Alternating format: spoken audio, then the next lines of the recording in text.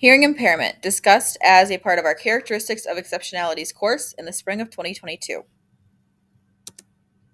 Hearing impairment is defined as a certain level of reduced hearing in one or both ears, classified as mild, moderate, severe, or profound different levels of hearing impairment.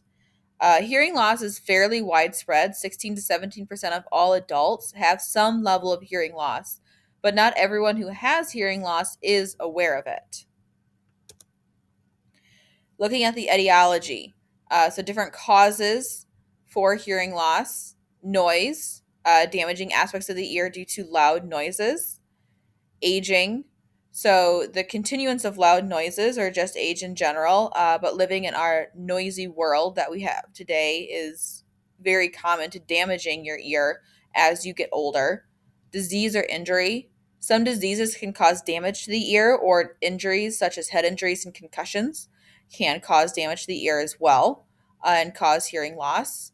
Heredity: 35 to 55% of hearing loss can be contributed to genetic factors or other birth defects.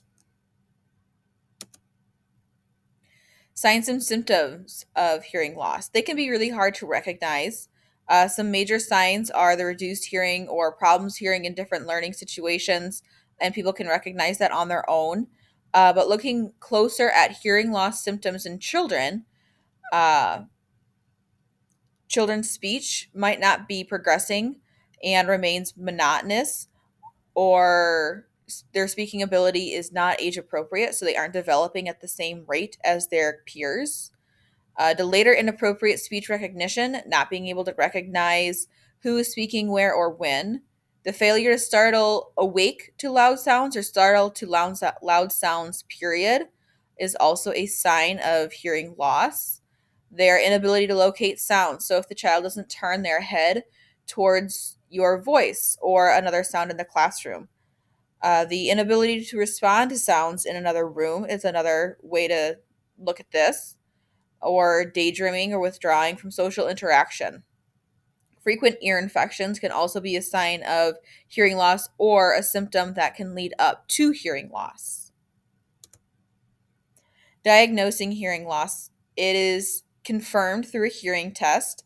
There, in most schools, your school will have a hearing screening protocol in place, and typically these tests occur annually. They occur more often as the child is younger and less often as they get older, as hearing loss is easier to catch and monitor in young children. Looking at the educational implications of hearing impairments.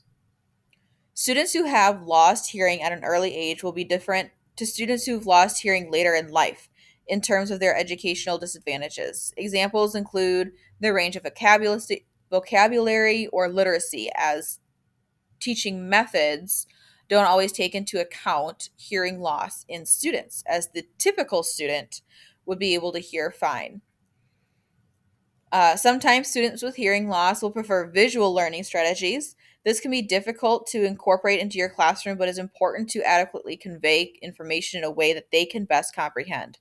Again, children who have recently developed hearing losses may have a hard time learning new vocabulary when it's taught verbally, or as you typically have been. If they cannot hear as well as their classmates, they can't comprehend and hear the word, and so it's more difficult for them to learn new vocabulary, or at least difficult for them to learn new vocabulary while trying to learn new methods to learn. Interpreters might be helpful, but again, with students who are just recently developed hearing losses, they may not know sign language yet, but it's still helpful to have an aid in the classroom to help them work through different problems and to better understand and keep up with students in the class. Assistive technology, so software that can deliver live captioning or listening devices such as hearing aids and cochlear implants, can be used by students as well to help them maintain a class environment that is suitable to learning. Students with hearing loss may appear isolated in their environment. It's possible that social interaction is limited because of conversational barriers due to hearing impairment, especially during rapid verbal exchanges. Teaching strategies to assist students with hearing impairments. Encourage students to sit near the front of the classroom so that they can have an unobstructed line of vision. This is particularly important for students using an interpreter or relying on lip reading or other visual cues. Sitting towards the front of the classroom means that they would have less distraction from students and uh, excess movement in their surroundings and can better focus on you, the teacher. Use assistive learning devices when possible, such as the technology that was discussed in the previous slide. Ensure that background noise is limited. Repeat clearly any questions that are asked by students in class before giving a response. For example, if a student behind a student with a hearing impairment asks a question and your student with the hearing impairment could not hear them or was unable to read their lips, if you can clearly restate the question, then they can keep up with the flow of conversation in the class. Do not speak when you're facing away from the class or writing on the board.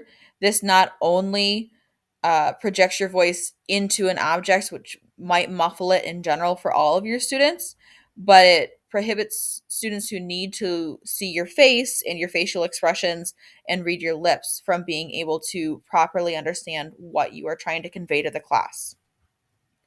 Provide written materials or handouts so that students can focus on your lectures and not have to continuously look down at their books to take notes. Um, Providing handouts is also a really great way to make sure that they have all of the notes and are able to keep up with your main topics of conversation. Caption any videos or films that are used in the class so that students can read along with listening and watching the video. On this slide, I just have some really great web resources that you can use for more information if you are interested in looking at hearing impairment or deaf resources or teaching strategies. Thank you.